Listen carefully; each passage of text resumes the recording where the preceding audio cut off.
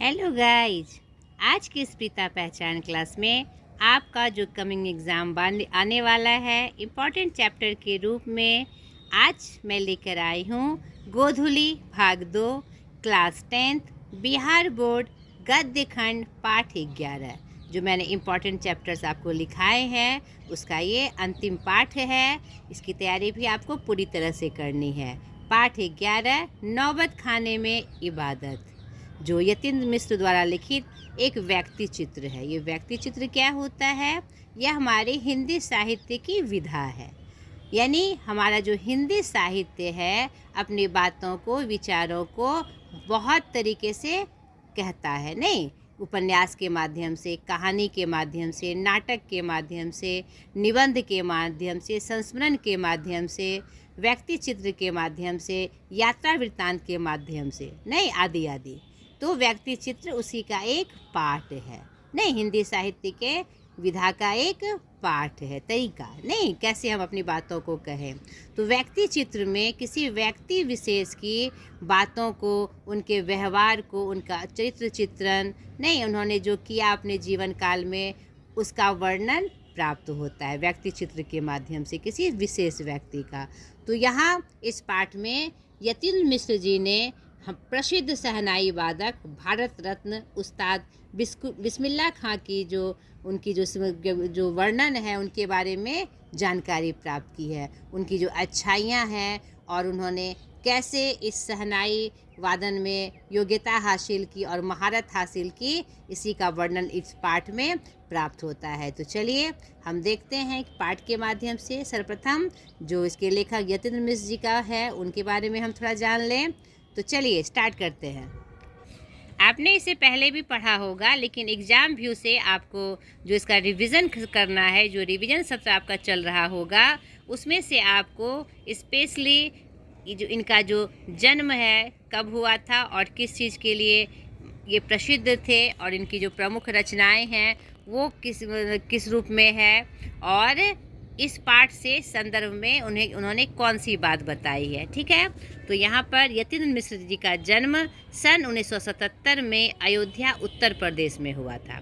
ठीक है, उन्होंने लखनऊ विश्वविद्यालय लखनऊ से हिंदी भाषा और साहित्य में MA किया। ये बात थी उनकी। इनकी जो 3 काव्य संग्रह, उनके अब तक 3 काव्य संग्रह यदा कदा, अयोध्या तथा अन्य कविताएं और ड्योहरी पर आलाप प्रकाशित हो चुके हैं। तो ये बात आपको स्पेशली याद रखनी है इनके संदर्भ में। ठीक है, ये इम्पॉर्टेंट चैप्टर है, बहुत बार प्रश्न दोहराया गया है और इस बार के 2025 के एग्ज़ाम में यह इम्पॉर्टेंट है। तो यह बात भी आपको याद रखनी है। इनके कितने काव्य संग्रह प्रकाशित हुए हैं?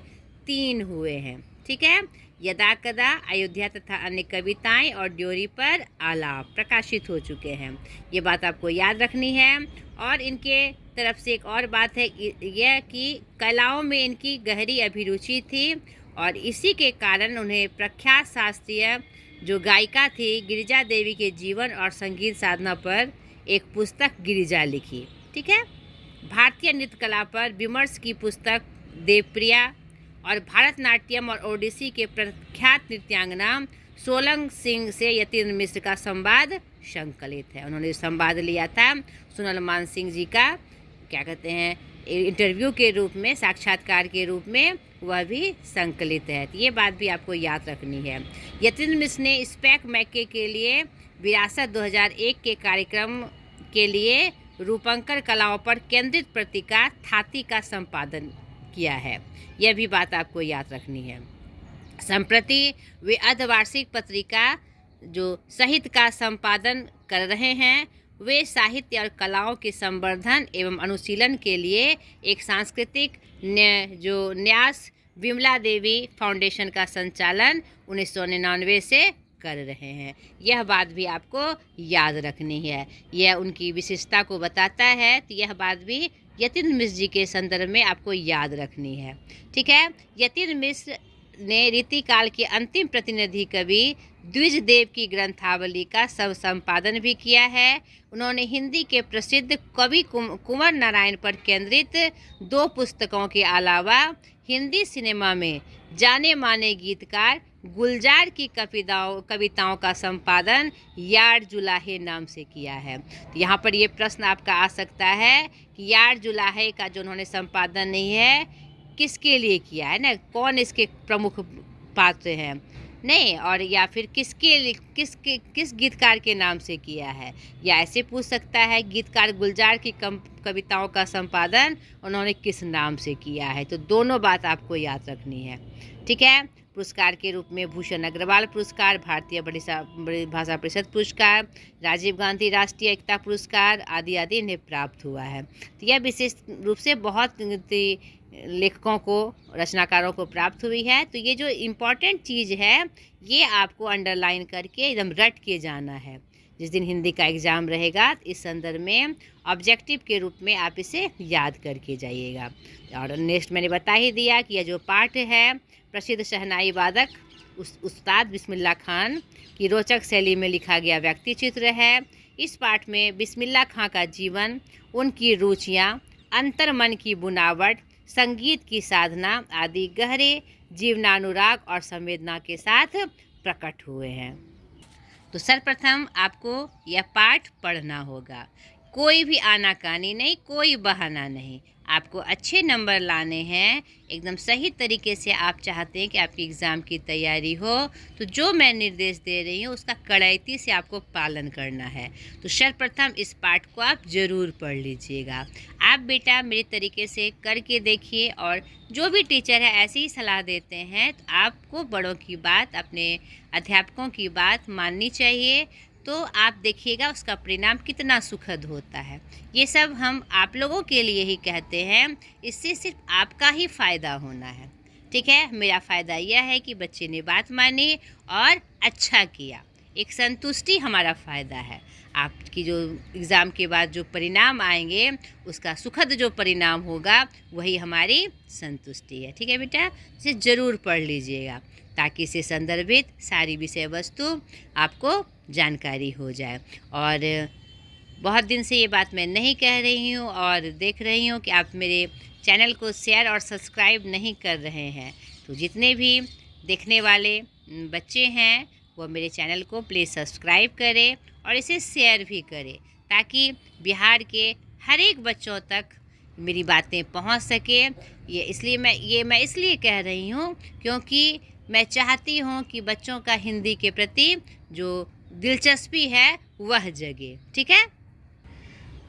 तो यह सन 1916 से 1922 के आसपास की काशी पंचगंगा घाट स्थित बालाजी मंदिर की ड्योरी का नौबत खाना और नौबत खाने से निकलने वाली मंगल ध्वनि। तो पहले आपको पाठ समझना है कि नौबत खाने में इबादत यह क्या है। नहीं, इबादत तो साधना आप जान रहे हैं।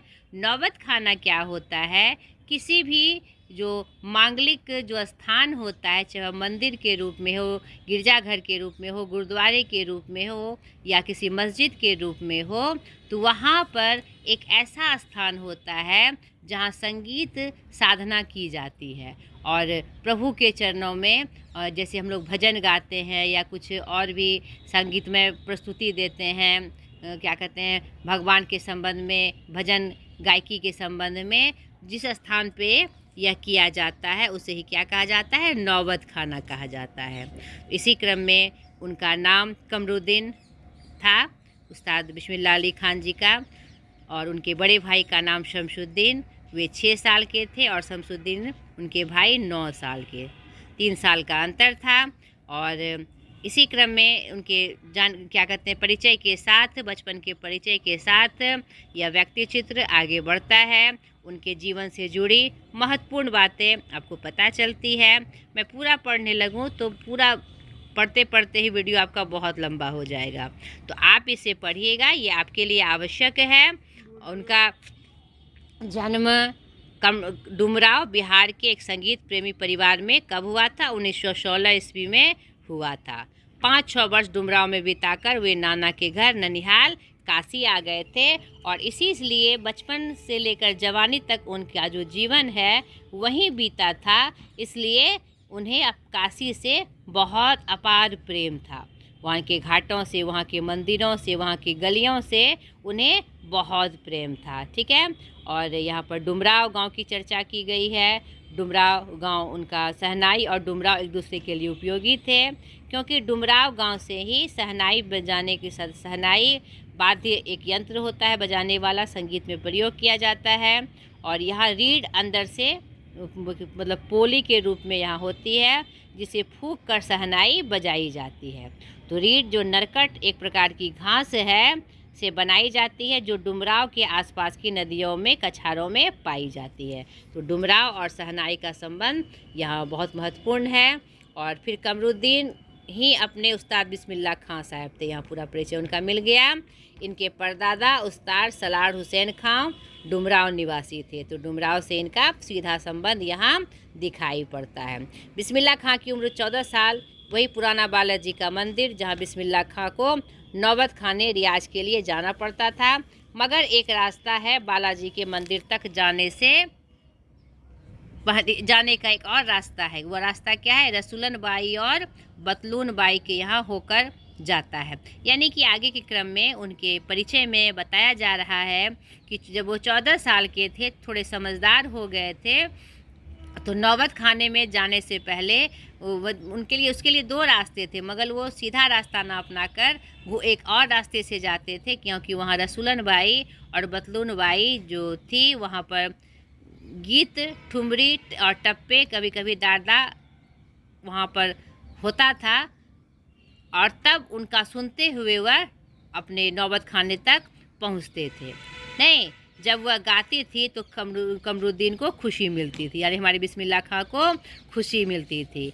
तो यहाँ पर इस बात का प्रमाण दिया गया है कि उन्हें संगीत के प्रति जो आकर्षण है और जो प्रेम था, इस सर्वप्रथम इसी से प्राप्त हुआ था। एक तो वे संगीत क्या कहते हैं, प्रेमी परिवार में जन्म हुए ही थे, और जब वो समझदार हुए तो रसूलन बाई और बतलून बाई के गायकी से उन्हें मतलब बहुत आकर्षण और प्रेम हो गया, और वो संगीत के प्रति उनका रुझान बढ़ता चला गया। ठीक है। वैदिक इतिहास में शहनाई का कोई उल्लेख नहीं मिलता। ऐसी संगीत शास्त्रांगान सुशीर वाद्यों में गिना जाता है। ठीक है। सुशीर वाद्य एक नामकरण हुआ है इसका, जिसमें नरकट होती है जो नए बोलते हैं। शहनाई को शाहने अर्थात सुशीर वाद्यों में शाह की उपाधि दी गई है। ये बात भी आपको याद रखनी है, ऑब्जेक्टिव में ये प्रश्न भी घुमा सकता है। इसी क्रम में यह व्यक्तिचित्र उनके परिचय के साथ आगे बढ़ते जाती है, और उनका शहनाई के प्रति जो प्रेम है, और जो मतलब जो उनके यथार्थ जो शहनाई वादन का रूप होता है, और जो पारंगता वो इसमें पाते हैं, उसका वर्णन पूरे पाठ में किया गया है। और मुहर्रम पर्व जो इस्लाम धर्म का एक महत्वपूर्ण पर्व है, जो क्या कहते हैं, शोक के लिए रूप में मनाया जाता है, तो उनका एक उदाहरण यहाँ प्रस्तुत है कि वह बहुत श्रद्धा के साथ 10 दिनों तक उसको मनाते थे। ठीक है। और भी बहुत सारी बातें उनके संदर्भ में इस पाठ में आई गई है, तो इसे आप पढ़ लेंगे तो इसकी सारी बातें आपके स्मरण में आ जाएगी। अब एग्ज़ाम बहुत नज़दीक है, और फिर से वही बात कि आप इसे टालिएगा नहीं। और काशी में संगीत आयोजन की एक प्राचीन एवं अद्भुत परंपरा रही है। यह आयोजन पिछले कई दशकों से संकट मोचन दरबार मंदिर में भी होता आया है। यह मंदिर शहर के दक्षिण में लंका पर स्थित है। वह हनुमान जयंती के अवसर पर यहाँ 5 दिनों का शास्त्रीय उपशास्त्रीय गायन वादन की उत्कृष्ट सभा होती है। इसमें बिस्मिल्लाह खां अवश्य रहते थे।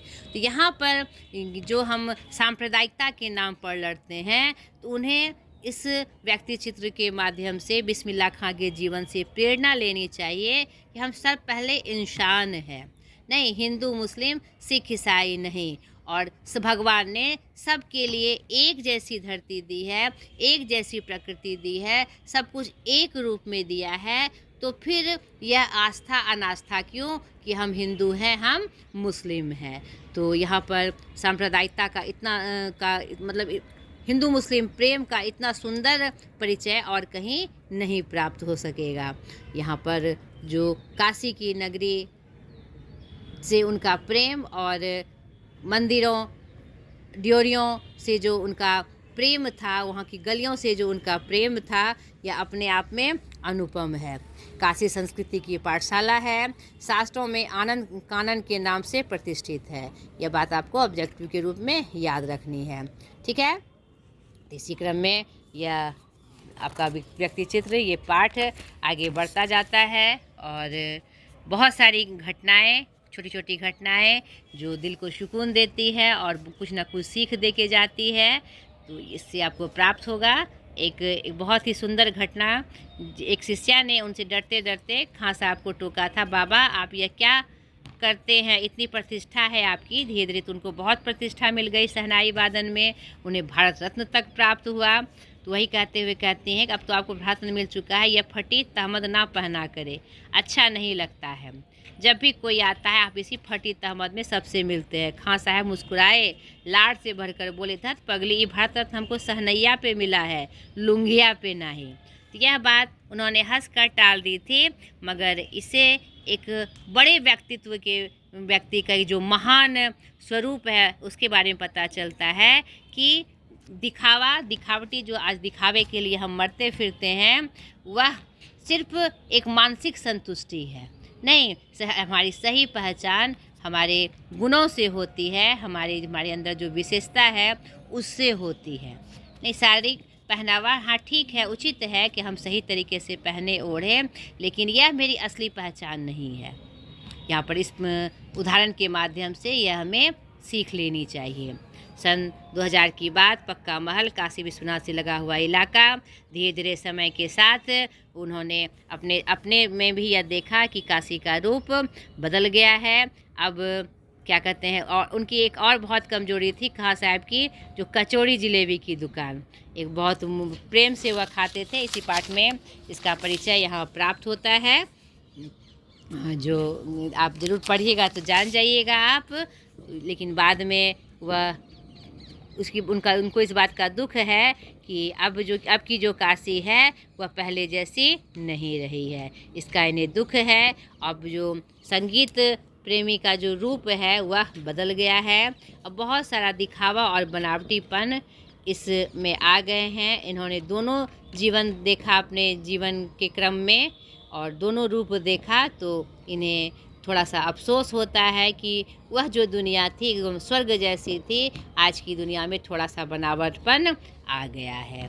तो इसी क्रम में फिर यह उनकी पूरी आयु की जो 4 संगीत रसिकों के हार्दिक सौभाग्य के हमेशा के लिए विदा हुए, यानी उनका निधन 21 अगस्त 2006 को हुआ। ठीक है, ये बात भी आपको याद रखनी है। तो इस पाठ से संबंधित जो बातें थी मैंने आपको बताई। अगर आप उस पाठ को अच्छे से पढ़ लेते हैं तो उससे संबंधित सारे प्रश्न आपके हो जाएंगे। मैं इशारा कर दूं आपको, डुमराव की महत्ता किस कारण से है। तो डुमराव की महत्ता, उनका नाना जी का वहाँ घर था, और जो शहनाई बजाने में जो उनको महारत हासिल हुई थी, शहनाई के लिए जो घास की जो पोली उसकी बनाई जाती थी, वह डुमराव गांव से उन्हें प्राप्त होती थी। सुशिर वाद्य यंत्र किन्हें कहते हैं, अभी हमने तुरंत देखा किसे कहते हैं। तो यहाँ पर आप देखकर उसको कंप्लीट करिए, सुशिर वाद्य यंत्र किसे कहते हैं। यहाँ पर सुशिर वाद्य को शाह की श्रेणी में रखा गया है। नहीं, शहनाई को शाहने अर्थात सुशिर वाद्य शाह की उपाधि दी गई थी, जिसको फूंक कर अरब देश में फूंक कर बजाए जाने वाले बंद को नारी या नरकट कहते हैं, जिसमें रीढ़ होती थी, को नए बोलते हैं। तो शहनाई को शाहने अर्थात सुशिर वाद्यों की श्रेणी में रखा गया। ठीक है, अगला, बिस्मिल्लाह खां सजदे में किस चीज़ के लिए गिड़गिड़ाते थे, इससे उनके व्यक्तित्व का कौन सा पक्ष उद्घाटित होता है। तो आप पाठ में देखेंगे कि बिस्मिल्लाह खां सजदे में हमेशा इस चीज़ के लिए गिड़गिड़ाते थे कि मुझे और कुछ प्राप्त हो ना हो, इसमें मुझे महारत प्राप्त हो। यानी हमेशा जो बजाने की कला है वह कभी मेरा सुर खराब नहीं हो, कुछ मुझे प्राप्त होना हो, लेकिन मैं इसमें मेरा सुर हमेशा अच्छे से सदते रहे, और इसके लिए लगातार वह कठिन परिश्रम करते थे, और उन्हें धीरे धीरे शहनाई में एकदम महारत हासिल हो गए। तो इससे उनका अपने काम के प्रति, कर्म के प्रति जो आस्था थी और उनमें पारंगत होने का जो उनका विचार था, यह उनकी विशेषता को, व्यक्तित्व के उदारता और प्लस अनुशासन को यहाँ प्रतिष्ठित करता है। जो एक बहुत अच्छा रूप माना जाता है एक किसी भी अच्छे व्यक्तित्व का। मुहर्रम पर्व से बिस्मिल्लाह खां के जुड़ा का परिचय पाठ के आधार पर दे। जब आप पाठ में पढ़ेंगे तो देखिएगा मुहर्रम पर्व 10 दिनों तक वह मुहर्रम पर्व बहुत अच्छे से मनाते थे और उसके शोक में वह कोई भी कार्यक्रम नहीं देते थे और ना ही 10 दिनों तक वह अपने शहनाई के माध्यम से कोई सुर साधते थे। कुछ भी नहीं, सब कुछ बंद होता था क्योंकि वह संगीत को क्या एक मतलब जीवन का आधार मानते थे और समर्पण मानते थे।